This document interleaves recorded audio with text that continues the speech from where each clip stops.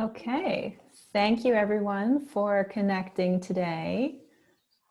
On behalf of the French American Foundation, I am happy to welcome Josh Bivens and Harun Dogo, who are going to discuss the impact of the coronavirus crisis on economic inequality and how our economy can work for everyone.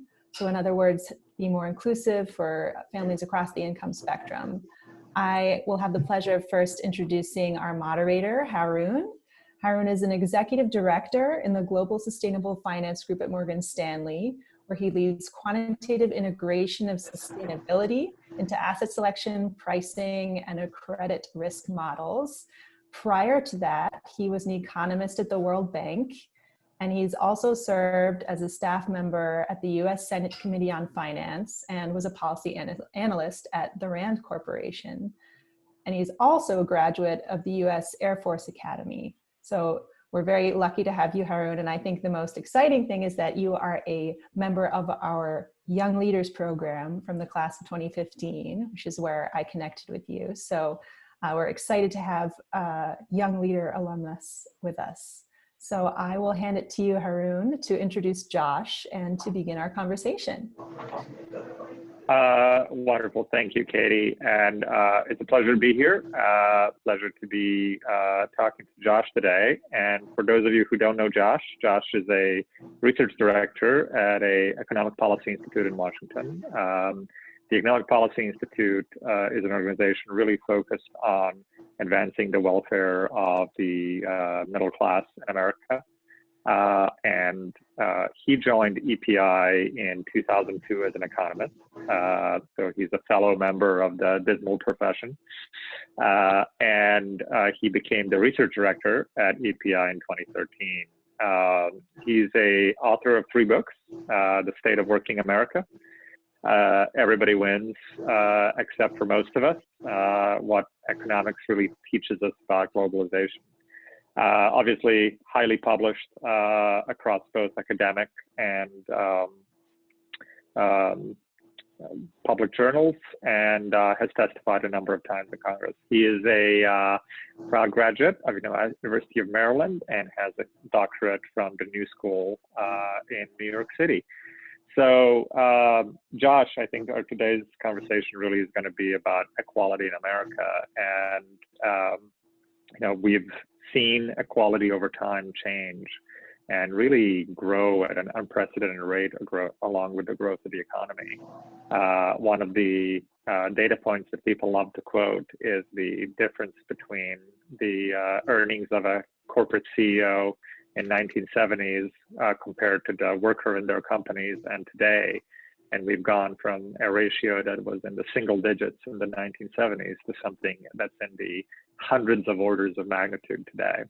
And obviously the coronavirus has magnified many of those differences, because some of us, are particularly lucky to be able to continue to work remotely, while others still have to go out and face the pandemic in life. So can you give us a landscape of both where we've come in terms of equality in America, where we're going, and what the opportunities are for a new administration we have in DC?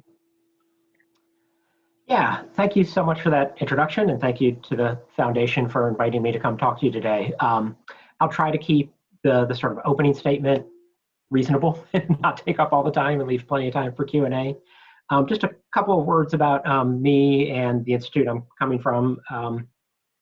EPI, sort of, as Harun said, we see our mission as making sure that the economic circumstances of low and middle income families are given their proper weight in policy debates. And concretely, this means we think a lot about inequality, because that's one of the key ways that these families do not have their economic circumstances given their proper weight in policy debate. We also think a lot about the labor market. The vast majority of American families make the vast majority of their lifetime income through their paychecks, through working. If the labor market isn't healthy, we're not going to have sort of broadly shared prosperity.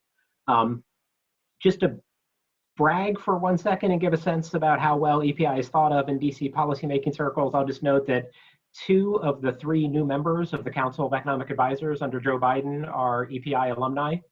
And the new chief economist to the Labor Department is also an EPI alumni. And the last chief economist to labor under the Obama administration is now my current colleague at EPI. So we think we have this pretty well covered in terms of understanding what's happening in labor markets. And we think, we actually have a voice that people listen to. So the topic today is really about how to ensure an economy that works for everyone. I think given that it's January 2021, we really need to separate kind of two things from the get-go. First, how do we repair the damage done by the economic shock inflicted by the COVID pandemic? And then how to address the damage that was kind of exposed by that shock in terms of how precarious the economic situation of lots of Americans were even before the virus hit. I'd say the first task, repairing the damage done by COVID requires first and foremost virus control and suppression.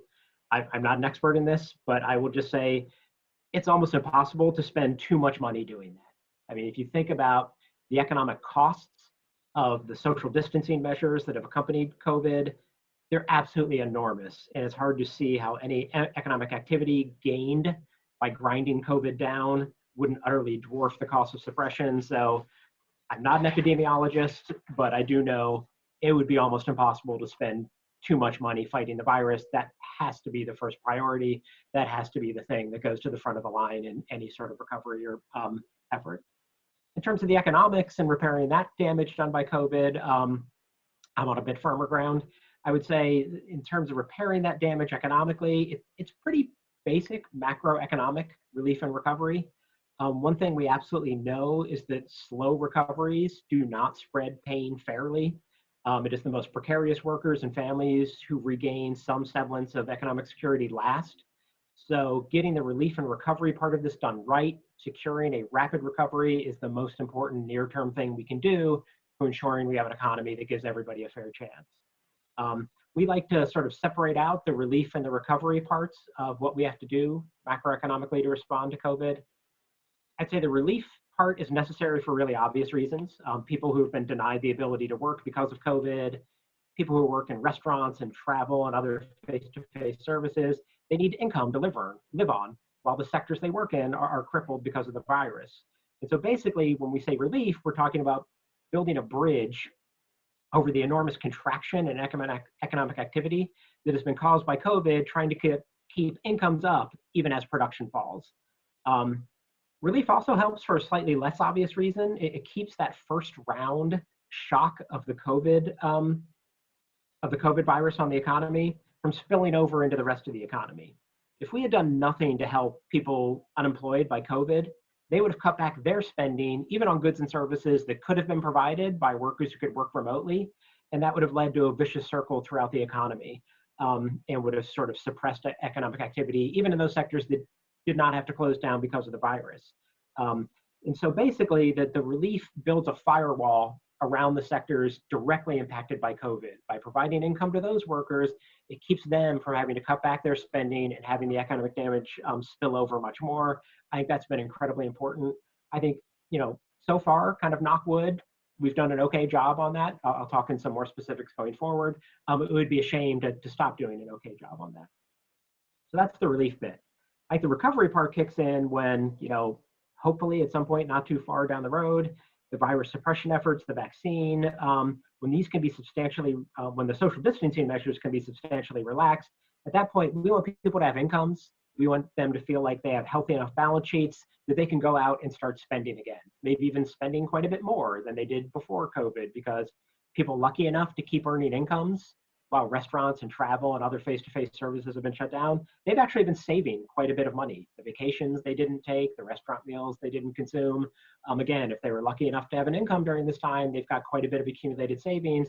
We really could prime the ground pretty well for decent recovery, as long as we make sure that those who were in sectors that were shut down also earned an income in the meantime through relief measures. What are the crucial specifics of relief and recovery? I would say unemployment insurance is the most directly targeted bit of this. We did, I would call like a hugely admirable experiment with the CARES Act passed in early April. We basically tried to make our really antiquated and really quite stingy unemployment insurance system much more generous and protective, but kind of on the fly. We basically tried to repair the plane while we were flying it. And so, on the one hand, it did a lot of good things. It transferred a lot of money to people who desperately needed it. That was great. It also exposed huge cracks in our safety net, huge cracks in our ability to quickly get people the checks that they deserve when they become unemployed. But I would say, in large, those really big expansions to unemployment insurance really did a very good job in providing relief and keeping the economy, I would say keeping the human suffering from the economic collapse much more contained than it would have been otherwise. I'd say the other really pressing relief and recovery need right now going forward over the next year is fiscal aid to state and local governments. This is often really underappreciated how important it is. Normally during recessions, state and local tax revenue take a really big hit. These governments face balanced budget requirements, both legal ones, but also kind of economic constraints. This means they face really intense pressure to cut their spending just as the economy is spiraling down and actually needs reinforcement, not retrenchment. Often the federal government steps up in a recession and provides some fiscal aid to state and local governments. The state and local aid included in the 2009 Recovery Act, passed in response to the Great Recession, that actually provided sort of this big handful of some of the most successful sort of natural experiments for testing macroeconomic theories in history. Basically, we did all these different ways of funneling money to state and local governments. It was like a perfect natural experiment for people to test. Did states that got more aid do better than states that got less aid? And the outcome of this research is that state and local aid provided in 2009 and early 2010, it was incredibly efficient at saving jobs in both the public, but also the private sector. It really kept that sort of vicious downward spiral that would have happened if state and local governments started cutting really contained. But it was pretty short-lived. Once the Recovery Act spending faded, state and local government spending really went into a free fall, basically in late 2010. And basically after that year, public spending overall, federal, state, local, basically saw its slowest growth during a recovery in post-World War II history. And it provided a huge drag on economic growth going forward. And just a quick illustration about how important this was. Basically in 2007, the unemployment rate averaged around 4.3%. We didn't get back to an unemployment rate that low until 2017. It took an entire decade just to return to pre-recession unemployment rates. If state and local spending had grown at the average rate that prevailed in the previous three recoveries, then we would have returned to pre-recession unemployment by 2013. Basically, the austerity at the state and local government level kept recovery delayed by a full 4 years because it was, one, such an important sector, and two, the cutbacks were so steep. So we need to avoid that. We need to keep the state and local sector from becoming that mammoth drag on growth that it was the last time we had an economic crisis. We see this dynamic sort of happening in the face of COVID. There are some halfway interesting things going on about this, though. State and local tax revenues have not fallen as much as you might imagine, given the COVID shock, and there's a couple reasons for that, very much related to this sort of issue about ensuring an economy that works for everyone. Basically, the stock and housing markets have done really well, even during this COVID recession. And so you haven't seen that decline in property taxes, you haven't seen that decline in capital gains taxes that some states rely on. And so basically, really high income people have made it through the COVID recession pretty well. They provide a lot of the taxes for state and local governments. On the other hand, lots of the job loss, much more than usual in the COVID recession, has been concentrated on low wage workers. On the one hand, they don't provide as much to state and local government revenues because their incomes aren't as large. And also, we've so far done an okay job providing them a lot of relief spending. And those unemployment insurance benefits are taxable. They actually provide state and local government revenue. And so basically the unbalanced nature of this recession, along with the fact that so far we've done an okay job providing relief and recovery, means we haven't seen that shock to the state and local sector yet. I think it could still come. And I think on the spending side, you need to realize that state and local governments face a lot of costs that they don't usually face during a garden variety recession. One, it's been really concentrated on low wage workers. They draw on safety net programs more. They don't have accumulated savings. And two, we all know this one, there's been a huge increase in costs in trying to figure out how to basically effectively and safely teach kids during a pandemic. That is one of the biggest expenses faced by state and local governments is K through 12 education. And they've been scrambling, trying to figure out a way to do it effectively. That requires sort of more, not less money. Finally, just to end this sort of relief from recovery from COVID discussion, the $2,000 checks that people have talked about recently have spurred the most debate of anything pro and con. I don't have a ton useful to say about them. I would say if I was in charge of everything, if I got to decide all economic policy decisions, not sure they'd be super high on my list about what's needed in sort of near-term relief and recovery. I think some of the things I've already talked about are much more important. But that's not how politics works. I'm not in charge of anything, of everything, or anything. And a really strange constellation of political events made the checks possible. And I'd rather err on the side of doing too much for relief and recovery than too small. So I sure wouldn't turn them down if they're on offer, and they kind of seem like they might be on offer. I know some people think of this check as sort of a universal basic income starter kit. Like, yes, it's only one check, but maybe it can provide momentum for making a universal basic income something that comes every month. I would say for the people who are interested in the idea of a UBI, I think there's a much more promising thing to focus on in some of the proposals put forward by the Biden administration so far. And one of them is the conversion of the current child tax credit into a universal child allowance that gets sent to people every month.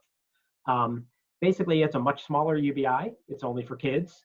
It actually has this built-in financing offset, which is we no longer do a child tax credit. We just do a monthly allowance.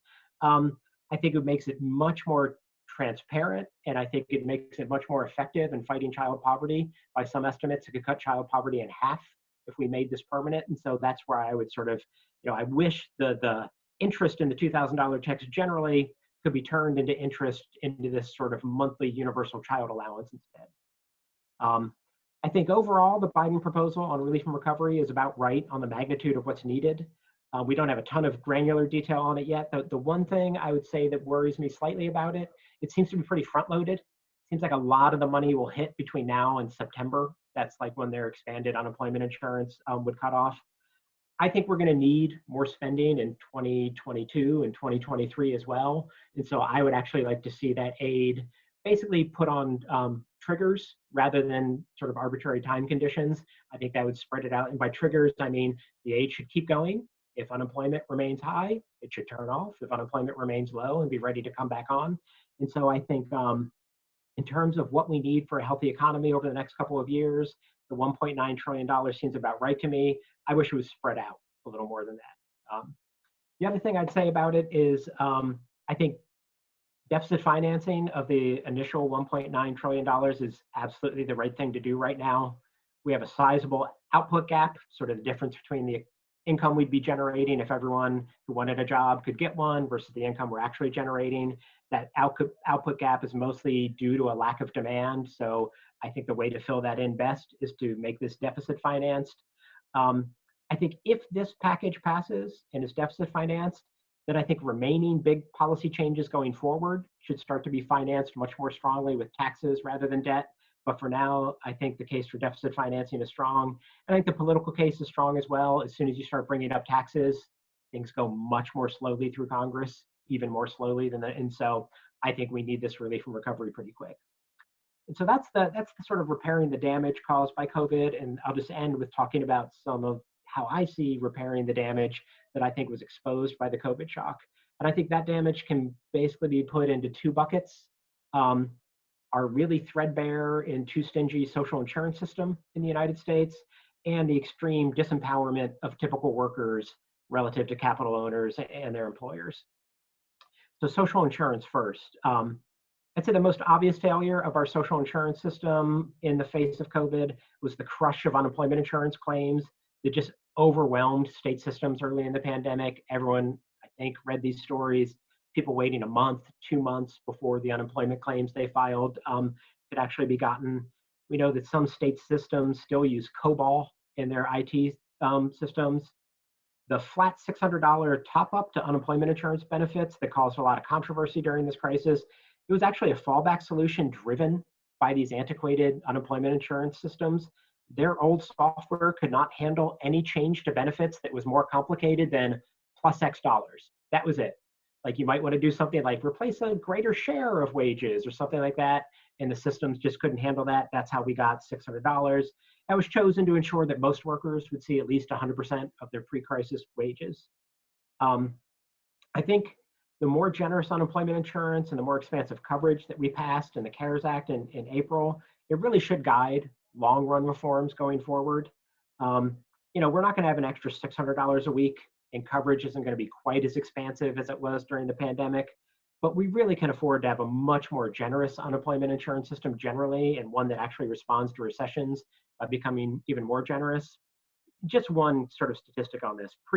Before COVID hit in 2019, there were 11 states in 2019 where fewer than 1 in 5 unemployed workers actually were able to collect unemployment insurance benefits. I mean, that to me is just sort of not a social insurance system worth its name when less than 20% of unemployed workers actually get any aid while they're jobless. Finally, another obvious failure of our system of social protection concerned health insurance. At EPI, we did a paper in September where we estimated that at that point in the crisis, about 12 million people had lost access to health insurance coverage because either they or a household member had lost their job. Our public safety net responded a bit, but basically Medicaid enrollments rose by about 5 to 7 million people. So I'd say like less than half of the health insurance losses driven by the job destruction caused by COVID were actually soaked up by our public safety net. I think we can do better than that. I think we would have done even worse than that if the Affordable Care Act had not passed in 2010, but we still have a long way to go before we really can guarantee people you have access to health coverage, no matter what's going on in the economy. And then finally, and I think maybe most fundamental to the sort of main question of this talk, ensuring an economy that works for everyone, is I think we need to restore economic leverage and bargaining power to low and middle income workers. We know that for a generation before COVID hit, that inequality had risen steadily. We think the following comparison is kind of like the Rosetta Stone of interpreting this inequality. And Harun mentioned it sort of in his introduction. But if you look at productivity, which is a measure of how much income is generated in an average hour of work in the economy. So, include an hour of LeBron James's time playing an NBA game and an hour of a Chipotle line cook and an hour of my time, average it together, that's a measure of productivity. And then you can look at productivity growth, which is basically the ceiling on how fast living standards can rise in the economy over the long run. Since 1979, productivity has risen by about 70%, but hourly pay for the bottom 80% of workers has risen about 13%. So this huge gap between what is being actually produced in the economy in terms of income versus how much of that income is showing up in the paychecks of the vast majority of workers. And so, where did this wedge go? Where did all that excess income end up? It ended up basically with capital owners and with very highly paid managers in the private sector. And so if paychecks of typical workers had actually kept pace with productivity growth over this time, there would have been no excess income, there would have been no rise in inequality. So we think America's inequality problem is a problem in the labor market and the degraded ability of typical workers to sort of claim wage growth.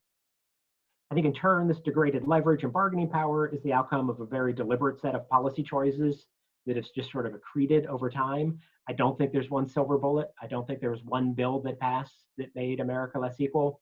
I think it was just a whole range of policy decisions. Key examples, we've allowed the minimum wage to get battered by inflation and fall far beneath the level that was its historical high point in 1968. We have productivity that has risen, more than doubled since 1968, yet we've decided we can afford a more stingy minimum wage over that time. That seems odd. I think policymakers have allowed employers to show sort of increasing hostility to labor unions and workers' attempts to organize unions. We've shown that in 20% of union organizing drives, the National Labor Relations Board has found that employers illegally fire union activists. That's just the cases that actually get to the National Labor Relations Board. Who knows how many do not even get there? And then I think as well, an underappreciated issue is that macroeconomic policymakers have feared inflation too much and the damage of soft labor markets not enough. And so they have tolerated unemployment that is higher than it needs to be to keep inflation in check over this time. And this excess unemployment, these soft labor markets, they're really poisonous for efforts for typical workers to see wage increases. like in a very decentralized system like the United States, the way people get wage increases is the implicit threat to their boss that if you don't pay me enough, I'll go find a job somewhere else. That threat is not very credible when unemployment's really high. The boss basically says, yeah, knock yourself out.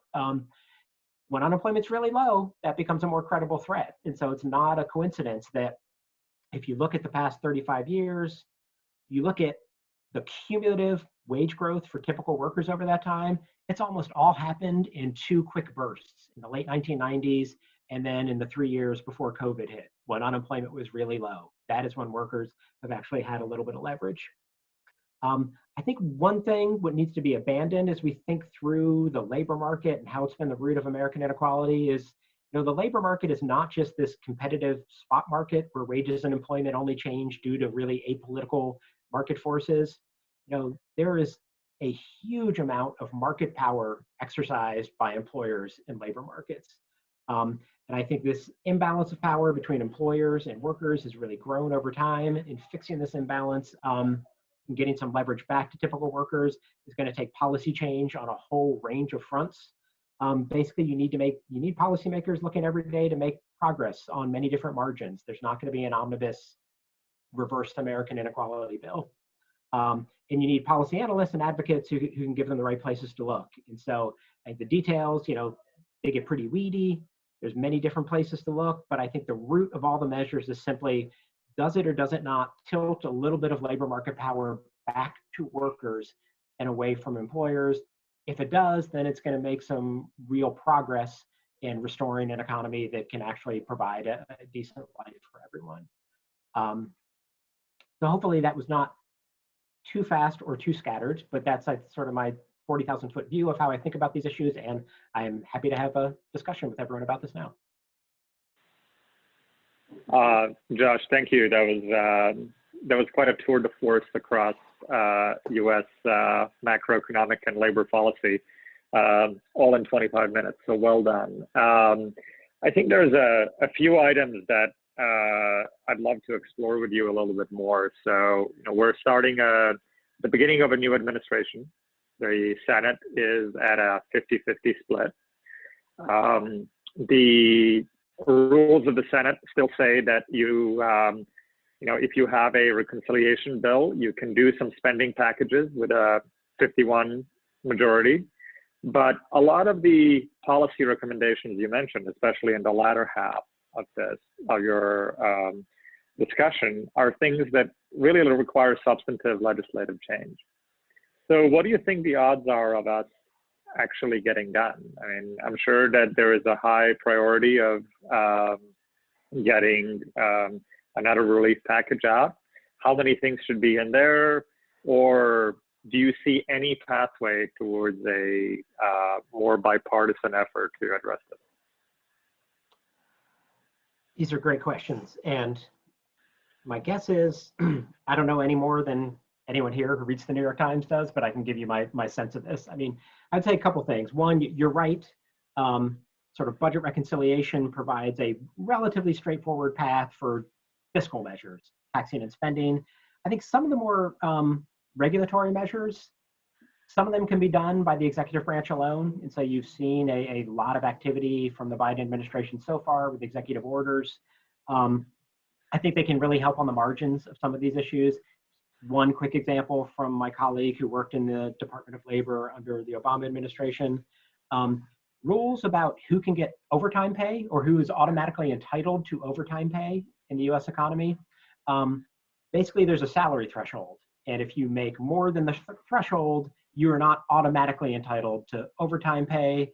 And that threshold has not been indexed for inflation since 1975. So basically, if you make more than $23,000 a year in the US economy, you're not automatically entitled by your salary to overtime pay. The Obama administration tried to raise that substantially to closer to $50,000. Lots of stuff happened. Basically, that's still a task that could be accomplished by the Biden administration. There are lots of rules like that. That by itself is not a game changer for inequality in American life, but across a whole range of labor standards at the executive branch, you can make a little bit of headway. I think in terms of what my sense is that the Biden administration will get one relief and recovery bill that will make it through either reconciliation or actually get some bipartisan support, and then it'll get much harder after that. My guess as to what is included in that bill is some extension of unemployment insurance benefits, some kind of check, and some targeted aid to state and local governments. I think those are ones that are widely thought to be useful and not excessive to the moment. Oh, and obviously, I think vaccine and virus suppression spending is widely thought to be useful. So maybe that's, and so I think they get one bite at the apple in terms of like a quick bill. I think after that, it gets much harder. I think they have a second bill in mind they've already talked about where they want to do some infrastructure spending, but they want it financed with some higher taxes, especially in the corporate sector. I think that gets much harder. They do have 3 chances at reconciliation over the next 2 years because the last Congress never passed a budget. They're allowed to sort of scoop up that budget resolution process and do 3 bills in the next 2 years. It will require a lot of political, I don't know, fortitude to do that, but we'll see. But so my sense is I think we will get a relief and recovery package in the next couple of months. I think it'll largely include the unemployment insurance, some check, and some aid to state and local governments. After that, I think it just becomes much less straightforward. Right.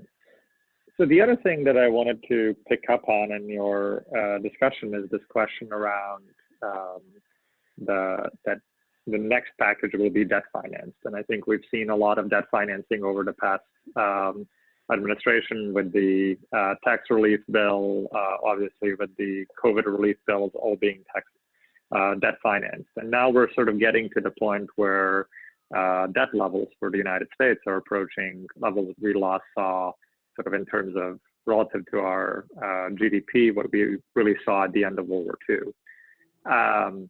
How long do you think this can be sustained? Sort of as a macroeconomist, what's your take on that? Are we headed to Japan territory? Do you think austerity raises its head again in the U.S.? If you had to think about debt out of the CEA, how would you advise the president?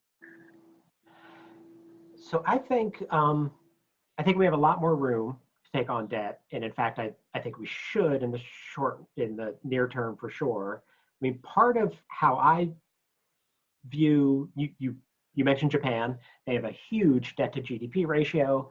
I think for too long, people thought the causality ran directly from people who take on too much debt grow too slowly, and in fact, there is a really serious two-way causality going there as well. When you grow too slowly, your debt levels rise because the debt to GDP ratio has a numerator and a denominator. And if GDP doesn't rise quickly enough, you actually see an increase in that ratio. And so I think we are actually seeing growth in the US economy over the past, even before COVID. I'd say the past 15 years before COVID, we were growing slowly enough that we could have spent some more money. And now that we've been hit by this shock, I think it's really imperative we spend more and finance it with debt. I think just two quick numbers on how much the economy has changed in the past 20 years to make me think that we're now have a lot of room to take on debt. In 2000, the year 2000, the Congressional Budget Office sort of projected the debt to GDP ratio 10 years down the road, and they thought it was going to be 6%. We were running surpluses, the economy was growing quickly, the debt to GDP ratio was going to be 6%, and interest rates were going to be 4%. Now, if you look at the last CBO forecast, they think the debt to GDP ratio 10 years down the road is going to be more like 100%, not 100%, 20 times larger. But they think interest rates are going to be about 1%. And so basically, when you worry about too much debt, you worry about it pushing up interest rates. And yet we've seen this big increase in debt, and yet interest rates are projected to fall going forward. That's basically because every other source of demand growth in the economy that is not driven by public debt is really, really weak at the moment and needs to be shored up. And so I think the economy has fundamentally changed in the past 20 years in a way people don't quite recognize, and it needs us to take on more debt in the near term. It's never riskless, but I think the much greater risk is allowing that stagnation to happen. And I think when you look at Japan, what I see is not a story of they took on too much debt even though the economy didn't need it, is they never solved the stagnant growth problem, and that made their debt to GDP ratio really snowball. Okay. I think I'll sort of add one other question, and maybe then we can open it up a little bit to the floor, is as we kind of think about some of these longer term solutions to the inequality problem in America, you know, a lot of them are items that you described as, you know, probably require the government to pay for it. As we think about our tax policy, you know, currently we're heavily tilted towards income taxation. And obviously the discussion and during the campaign, particularly on the Democratic side, was very focused around some ideas about raising some of those taxes. Ideas like the wealth tax were brought up. On the other hand, when we kind of look at our European developed economy counterparts, a lot of their social safety net is funded with things like the value-added tax or sales tax. As we kind of go forward, how do you see the tax evolution, the tax policy evolution in the U.S.? Do you see as going more the European way, VAT, something of that sort, or does the narrative remain in the, you know, let's sock the rich on the income side, or even expanding to the wealth side? It's a really good question. I mean, I think it's part of that depends on what is the sort of spending agenda behind that. I think for a relatively modest spending agenda, you can get a pretty long way in financing it, just economically, through more progressive taxes. Like I think if you just restore the progressivity of the income tax code to where it was in the relatively recent past, that's quite a bit of money. If you increase the tax rate on capital income, either taxing wealth or taxing the income it generates, that there's a little bit of money there. I do think if you are talking about a fundamental transformation of like the American safety net, like for example, doesn't seem to be in the cards now by any stretch, but if you ever thought about something like Medicare for all, that's just so much money, it would need to be broad-based taxes. And so I think the politics of it are, US politicians are very tax averse generally. They're very tax averse when it comes to, you know, you saw that the Biden administration is pledging no new tax increases for less than $400,000, which is an incredibly restrictive pledge to make. And so I think you're going to have to see a very popular and broad spending agenda before you'll see broad-based taxes attached to it. You have to offer people something really big if you're going to offer something like the broadness of a European style sort of tax system. So I personally would like to see it. I like broad-based tax systems that fund sort of universal social programs. I think it's efficient.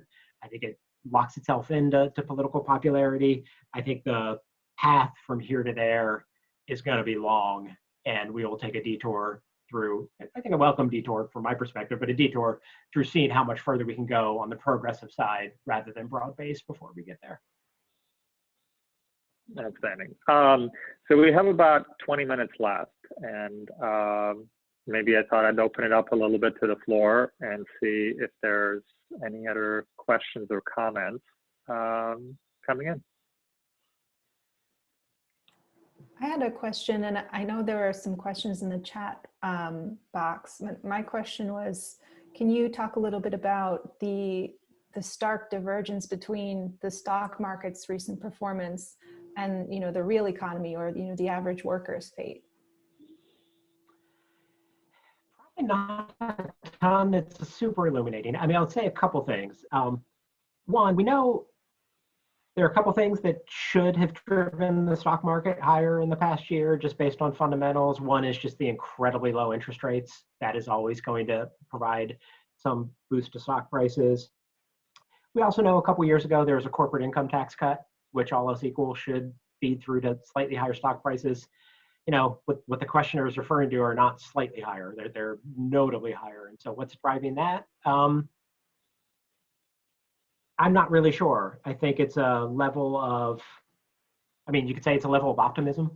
that the COVID shock will be temporary and we'll get through it. And there's an argument to be made that if the vaccine rolls out well, and if May or June comes and people are starting to quickly go back to life as normal, we could have really rapid growth for a couple of years. I've mentioned before, people have managed to save a lot of money. The people who are able to keep working during this time have saved a lot of money. I think there's going to be a lot of spending people will want to do once they're able to do it, and the sort of all clear, or at least something like that on the virus is called. So it doesn't strike me as utterly delusional to think that maybe the COVID shock 2 years down the road will be behind us. And allegedly the stock market is supposed to be rather forward looking. Then again, if you look at what the stock market's done over the past like 3 days with like GameStop stock going through the roof, it's not that forward looking. It's quite erratic and weird and hard to explain. So I guess my short answer is no, I can't explain that too much. I do think, it is a really good illustration of how to track this crisis has been. It has just been devastating to the low wage sector in a way that's just unprecedented. Recessions usually start in construction and manufacturing, which is pretty middle wage, and then spiral out. This one hit the low wage sector directly, which it's really never done before. And it's been so damaging. And then the fact that the stock market has plowed on through is really striking. And I don't have a great explanation for it, but it sure does seem to signal something about what's going on in the economy. This is Chris chiming in. If I can just follow up to that question, and thank you, Katie, it was a great one. What are the political implications for the fact that this recession and pandemic has hit low-wage workers so hard? I mean, how do you see that playing out politically in the next couple of years? Thank you. It's a great question. It's a little hard to separate from how I think and how I hope.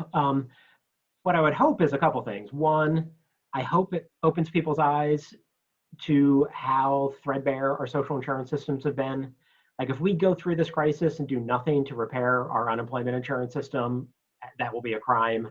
Like we've shown how incredibly valuable unemployment insurance is to people when it's actually delivered at the right scale. And yet we've got systems that don't deliver it in any sort of humane and quick way. So I hope it at least gets us looking at the unemployment insurance system as a part of social protection. And then I also do hope it makes people realize that, waving off low wage work as, you make what you earn. If you want to earn more money, you should get more skills.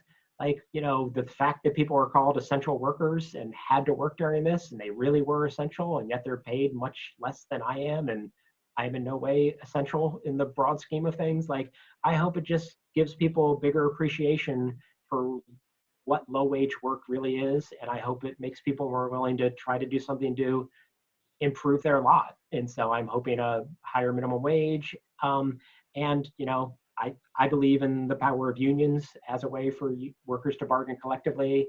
And I think we've sort of seen throughout this crisis how disempowered low wage workers have been. So I'm hoping, it does cause some political changes to make people realize this is a big problem that needs to be addressed. Whether or not that happens, who knows? I sure hope so. Thank you.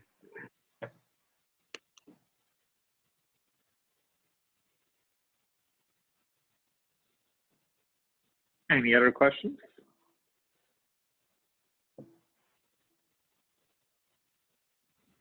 I think Simon had a question, which I can read aloud. And he asks, what is Josh's perspective on new economic theory like modern monetary theory, MMT? Yeah, so that's a potential rabbit hole of a question, but let me try to, I'd say a couple of, so modern monetary theory, just in case the whole group is not necessarily heard of it. It's a little hard to, in my view, it's a little hard to pin down precisely with what their actual argument is. They are definitely associated with the argument that the US economy can do much more deficit spending than sort of conventional wisdom tends to think, and should be doing more deficit spending. So in that sort of narrow, near-term policy prescription, I'm pretty right on with them. I think that is correct. And then I think there's even an argument that the way I would frame what modern monetary theory generally says is that conventional economics too often assumes that growth is supply constrained, that like there's enough spending going on in the economy, and the number one goal of policymakers should kind of be inflation control and restraining that spending. But in fact, the economy is more often demand constrained. And we actually have room to do more public spending, throw more purchasing power into the economy, and we won't get inflation, we'll just get more jobs and better income growth. And so we should be doing that more. And I even think they're generally right on that one. I think over the past 20 or 30 years, the US economy has been demand constrained much more often than policymakers have recognized.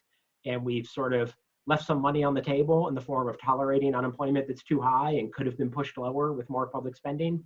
I think they're, I think that's a contingent recommendation. I think there are times that's not true. And so I think basically you just need to be flexible and figure out when there's time to do more deficit finance spending and when that would be a good thing for the economy. And then there's times and conditions under which that would be a bad thing.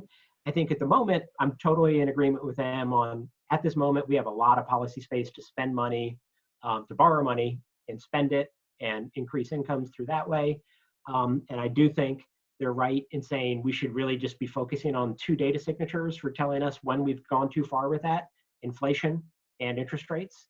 Neither of those are spiking at the moment. Neither of those are showing signs that we've taken on too much debt and are spending too aggressively.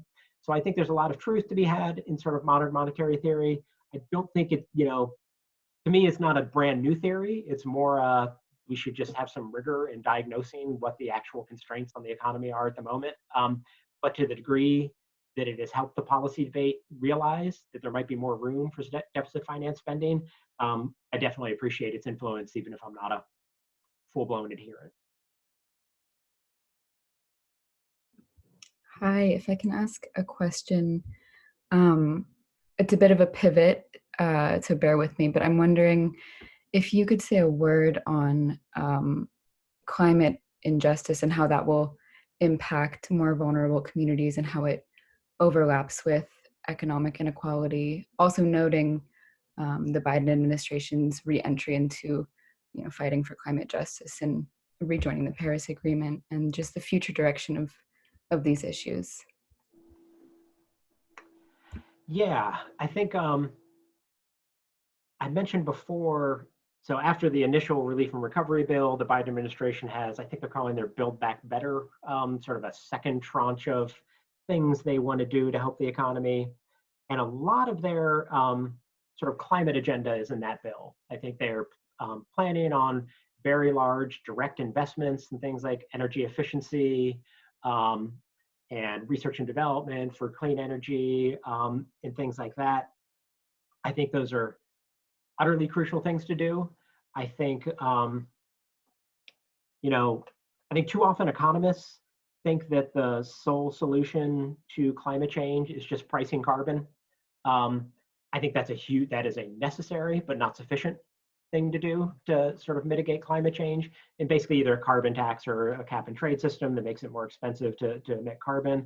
I think that's necessary, but I think both to make sure investments happen quickly enough, and two, to address the issues you mentioned in terms of environmental justice, we also need a strong public investment component. And so we need to make sure that the transitions spurred by moving to a cleaner economy don't just put a bunch of adjustment costs on communities that really can't afford them. The classic one is, if we move to a cleaner economy, there's going to be a lot of coal plants that are put out of business. What happens to those workers? What happens to those supply chains? We have never in the US economy ever done a really just transition of a big economic change like that. We should do one. We should really try to make sure we don't just put the burden of adjustment on individual people with no real public help. And then the last thing I'd say is just that I think that's necessary. I also think it's sometimes under-recognized how just an across-the-board decline in emissions will be an enormous win for climate justice. I mean, a big part of the environmental justice movement has been pointing out that you've got communities that are much more exposed to pollution than sort of more affluent communities. It's amazing how much of that would be reduced if you did something to reduce emissions from the electricity sector and from the auto sector. And they're not greenhouse gas emissions per se, that cause the health problems in those communities, but they're co-particulates. They're things that also get emitted at the same time. And so on the one hand, I think we need to make sure we do targeted investments to make sure that a transition to a cleaner economy really benefits all communities. But then on the other hand, I think we need to make the communities that are really bearing the brunt of today's pollution realize you also have a big stake in just a blanket across the board reduction in these emissions, because your communities will just see the biggest benefit even from that. So I think it's sort of a two-pronged strategy of making sure everyone realizes what's at stake for them and more broadly in doing sort of a broad-based climate agenda.